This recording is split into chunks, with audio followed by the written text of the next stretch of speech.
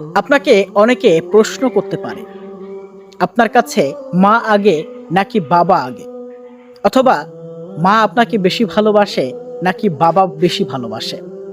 আপনি তাদের সেই প্রশ্নের জবাবে উত্তর দিতে পারেন ৫ টাকার একটি নোট এবং একটি কয়েন নিয়ে, যে এই ৫ টাকার যতটুকু মূল্য কাগজের, আবার এই কয়েনের মূল্য ঠিক দোকানের কাছে ততটুকুই।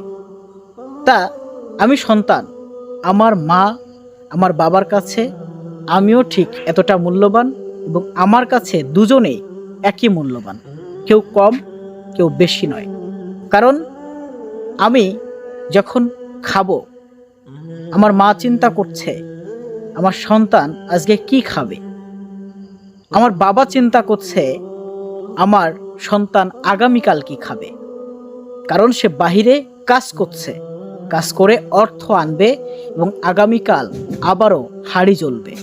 এবং তাৎক্ষণিক মা যেটা ভেবেছে, বাবা ওটা উপার্জন করে আগেই এনে রেখেছে, সেই জন্য মা হাঁড়ি জ্বালিয়ে রান্না করতে পেরেছে, সেই জন্যই ভেবেছে আমার সন্তান আজ কি খাবে। এক্ষেত্রে মা এবং বাবা দুজনেই সমান ভালোবাসে আপনাকে, এবং আপনারও তাদের সমান চোখে দেখা উচিত। মা বাবা কেউ বেশি বা কেউ কম ভালোবাসে এমনটা না।